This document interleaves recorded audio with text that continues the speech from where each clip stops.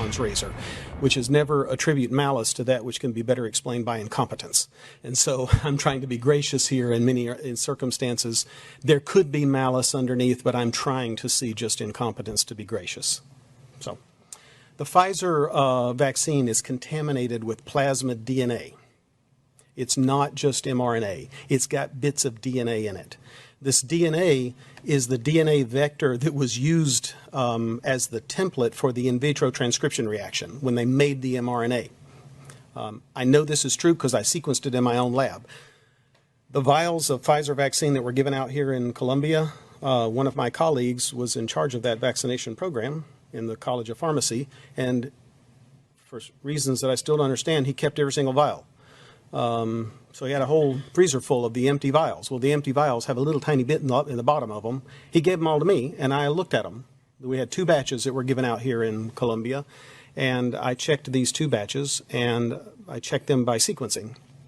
And I sequenced all the DNA that was in the vaccine, and I can see what's in there. And it's surprising that there's any DNA in there, and you can kind of work out what it is and how it got there, and I'm kind of alarmed about the possible consequences of this, both in terms of human health and biology, but you should be alarmed about the regulatory process that allowed it to get there. So this DNA, in my view, it could be causing some of the rare but serious side effects like death from cardiac arrest. There's a lot of cases now of people having suspicious death after vaccine. It's hard to prove what caused it. It's just, temporally associated. And this DNA is a plausible mechanism. Okay.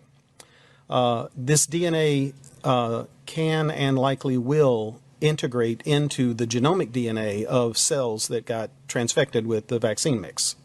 This is just the way it works. We do this in the lab all the time. We take pieces of DNA, we mix them up with a lipid complex like the Pfizer vaccine is in. We pour it onto cells, and a lot of it gets into the cells, and a lot of it gets into the DNA of those cells, and it becomes a permanent fixture of the cell. It's not just a temporary thing. It is in that cell and all of its progeny from now on forevermore. Amen. So that's why I'm kind of alarmed about this DNA being in the vaccine. It's different from RNA because it can be permanent.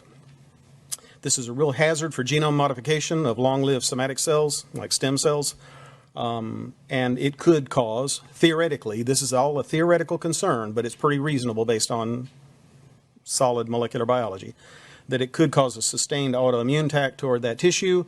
It's also a very real theoretical risk of future cancer in some people.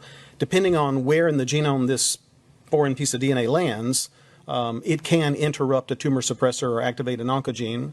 I think it'll be rare, but I think the risk is not zero, and it may be high enough that we are to figure out if this is happening or not.